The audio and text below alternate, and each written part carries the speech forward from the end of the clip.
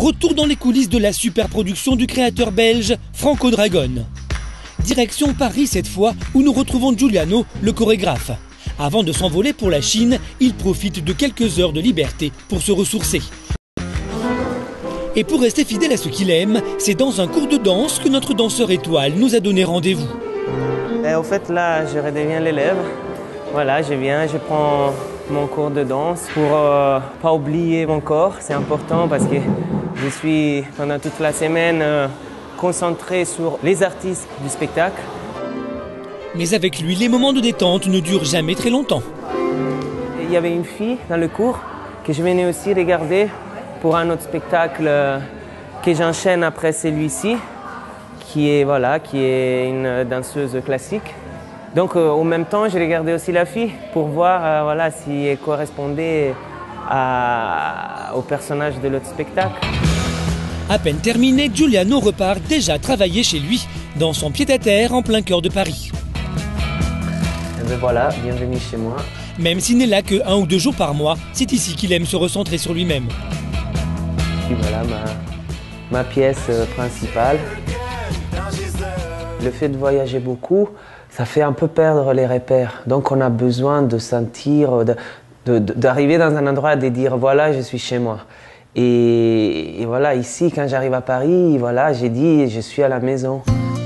Son nid douillet est rempli de souvenirs de voyage, à son image, minimaliste, zen et très épuré.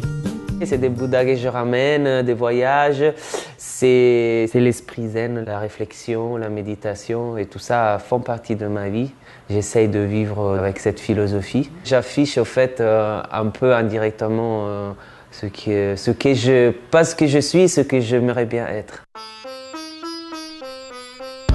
Justement, Giuliano rêvait d'être acteur de cinéma et c'est finalement la danse qui lui a permis de se révéler. Ambitieux et doué, il gravit très vite les étapes et devient danseur étoile, puis chorégraphe, jusqu'à sa rencontre avec Franco Dragon. Il y a eu quelque chose, quand on rencontre quelqu'un, on découvre qu'on aime à peu près les mêmes choses. Donc ça, c'est quand même assez rare. Et puis voilà, il m'a fait confiance parce qu'il m'a laissé beaucoup d'espace déjà aussi dans le premier spectacle. Et je pense que c'est pour cela aussi que j'ai voulu rester et travailler avec lui. Depuis, la collaboration n'a jamais cessé.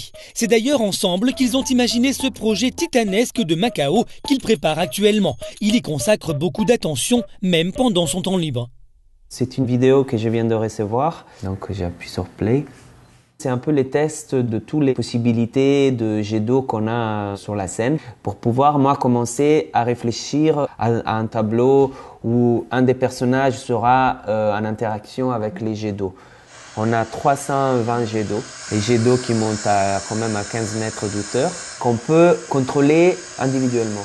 En fait, c'est un casse-tête, mais en même temps, on peut faire vraiment des choses assez étonnantes. Même si Giuliano travaille sur le projet depuis des mois, il n'en reste pas moins le premier émerveillé. Mais le sera-t-il autant une fois arrivé en Chine dans quelques jours ? Car pendant ce temps-là, à 10 000 km de Paris, l'arrivée de cette superproduction à Macao est très attendue et vécue comme le plus grand événement de l'année par les Chinois.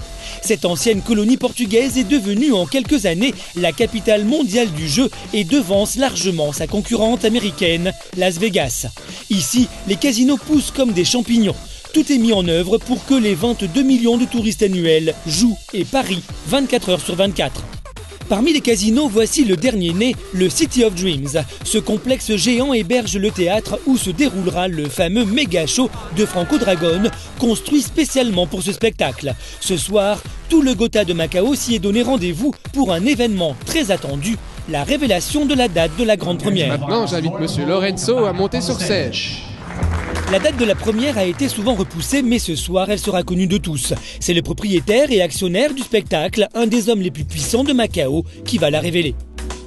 3, 2, 1... Il n'est pas peu fier de dévoiler son nouvel investissement. 200 millions d'euros ont été nécessaires pour sortir de terre ce théâtre, dernier cri, le plus cher de l'histoire, et attirer ainsi le tout dernier bébé des Show Dragon. Santé!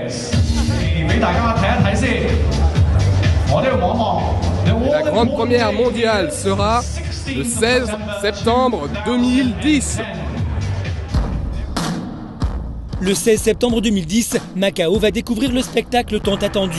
Le compte à rebours a commencé, nous sommes à 90 jours de la première. Giuliano et sa troupe n'ont plus droit à l'erreur.